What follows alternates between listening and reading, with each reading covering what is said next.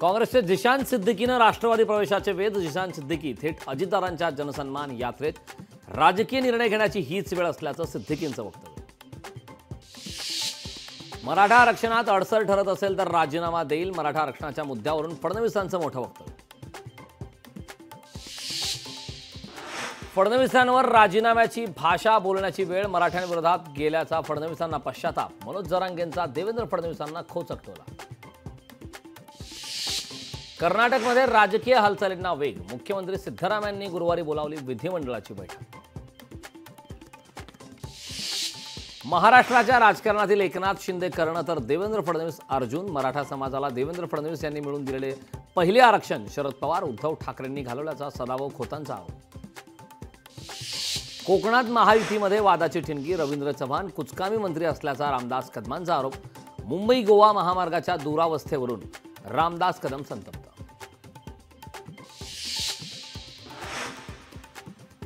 कोकणातील महायुतीतील अंतर्गत वाद आता चव्हाट्यावर. विरोधात लढायचं असेल तर लढा, पण गद्दारी करू नका. शिवसेना आमदार महेंद्र थोरवेंचा राष्ट्रवादीवर हल्लाबोल.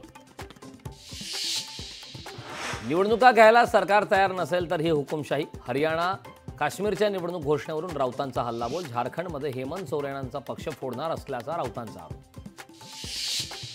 राजीव गांधींच्या जयंतीनिमित्ताने उद्या महाविकास आघाडीकडून सभेचं आयोजन. सद्भावना दिवसानिमित्त महाविकास आघाडीची सभा.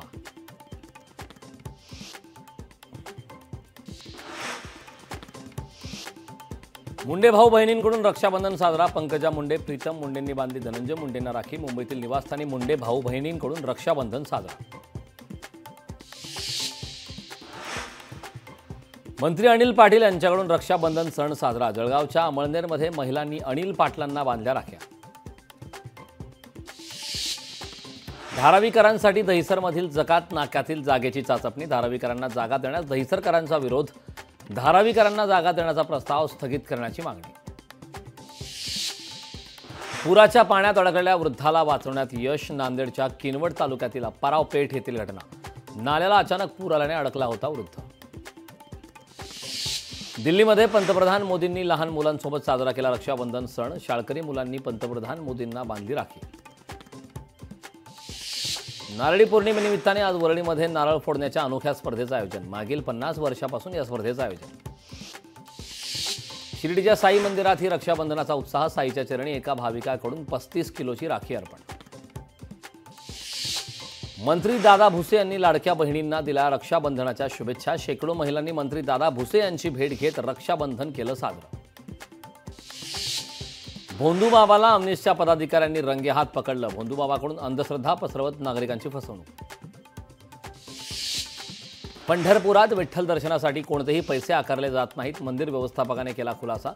लोकशाही मराठीच्या बातमीनंतर मंदिर प्रशासनाला जाग. नाशिकच्या इगतपुरी तालुक्यात मुसळधार पावसाला सुरुवात. 8 दिवसाच्या विश्रांतीनंतर मुसळधार पाऊस सुरू. नारळी पौर्णिमेच्या दिवशी सिंधुदुर्गात दुर्घटना. मालवण येथील सर्जेकोट समुद्रात मच्छीमारांची बोट बुडाली.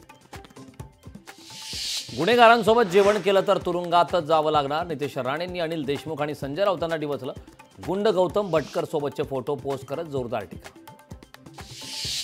नागपूरच्या मनकापूरमधून 3 लाखांचं ड्रग जप्त. ड्रग्ज तस्करी प्रकरणी एका आरोपीला अटक. लोकशाही मराठी ऐका, पहा, जागरूक रहा.